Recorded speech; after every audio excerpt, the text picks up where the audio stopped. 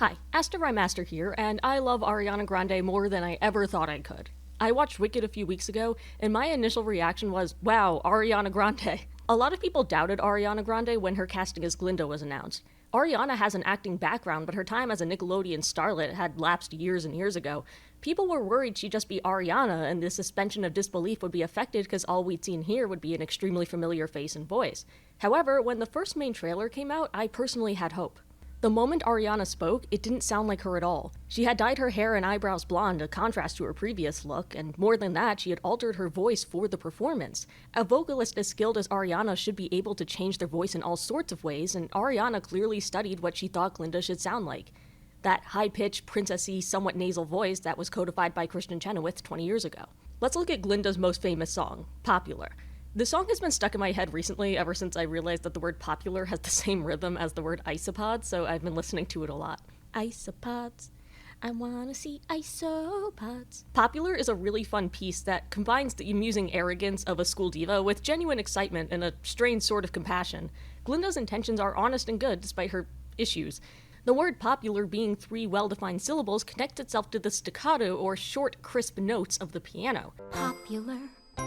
You're gonna be popular. This is in contrast to what we call legato, which is when the notes are long and connected. Let me demonstrate the difference. So in the actual song, it's popular, but if it was legato, it would be more like popular. This kind of hook establishes the playfulness of the song. It sounds goofy. You can't take it fully seriously, but you also can't take it as a complete joke either. Like I said, Glinda is genuinely excited, since at this point of the story she has started to genuinely like Elphaba. Her desire is to help her in her own Glinda sort of way. How to fix that hair, everything that really counts. Now let's take a look at Ariana's performance. On this channel I've talked extensively about original versus remake, and usually how the remake is worse, but can I really say that here? Maybe you want me to, but have you heard the movie version? Shoes to wear, how to fix your hair, everything that really counts to. The only difference I heard here is Ariana adding that little growl on really, which is a neat addition because it communicates her excitement. Of course, the timbre of their voices is slightly different too, but I can't expect everyone who plays a specific role to have that exact same voice. That's a ridiculous idea. Here's another difference that's cool. So let's start, cause you've got an awfully long way to go. Start, cause you've got an awfully long way to go. Ariana's holding these notes to make them sound longer, which is a cute, if obvious, reflection of the lyrics. She's emphasizing how long things will take by literally extending the notes and making them take more time. But when it comes to keeping things the same, Ariana even managed to imitate Kristen's slight vibrato, or a repeating change between 2 notes on this line. And with an assist from me to be who you'll be. It's with an assist from me to be who you'll be.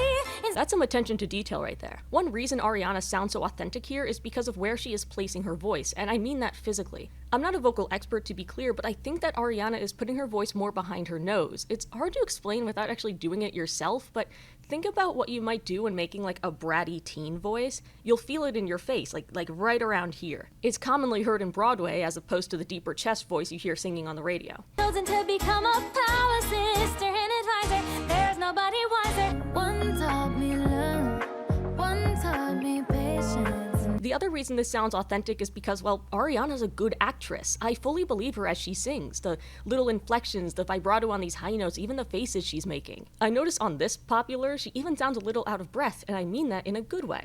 We're gonna make you popular. Have you ever been so excited talking about something that you actually feel winded? That's what this is. Oh, and here's another little difference. Ariana using a more spoken tone on Did They Have Brains or Knowledge Don't Make Me Laugh. Did they have brains or knowledge? Don't make me laugh. Kristen used that technique on the latter line, but not the former. Did they have brains or knowledge? Don't make me laugh. I personally like it when spoken tones are applied to create a sort of separation between 2 parts of a song. They let us know when we're about to make a jump to another segment.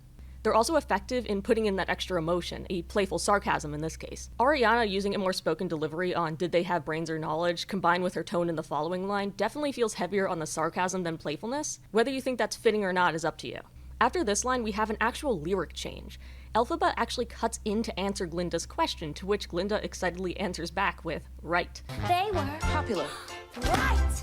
It's all about popular. door. This wasn't in the original, but it's a neat way to remind us that Glinda is actually talking to Elphaba, and there's like a dynamic going on here. I think what I really like is that the different inflections that Ariana is putting on her words feels intentional. She's not doing anything for the sake of showing off her voice. It feels like real acting choices she made as an actress to better exhibit the emotions she's trying to portray. Even if it's not one-to-one, that's fine, because it's kind of insane to expect a DNA clone of the original, and it's a different interpretation, even if slightly. When I complain about adaptations of musicals doing things differently, it's because I can't figure out why the changes were made.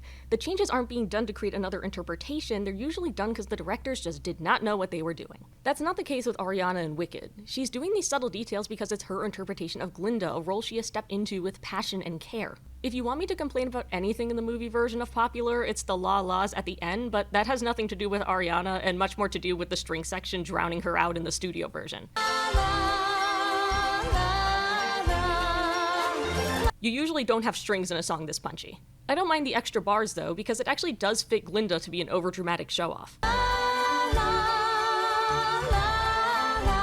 So it's not perfect, but seeing how movie musicals usually go in this day and age, it's much, much better than its peers. Like I said, I can't ask for a perfect clone, that's unrealistic. I think what we've all been asking for is a musical adaptation where the directors and actors understand the context and meaning of the production and want to expand on it. I also want to discuss No One Mourns the Wicked.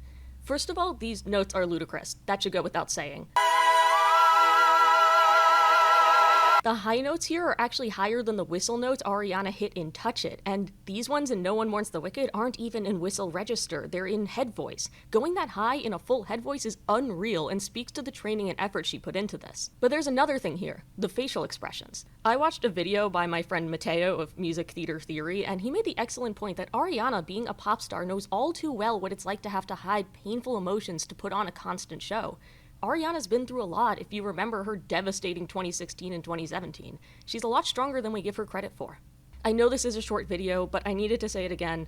I love Ariana Grande and Wicked, and I love people who can put themselves aside to step into a role. Thank you for watching, subscribe if you'd like, and have a wonderful day.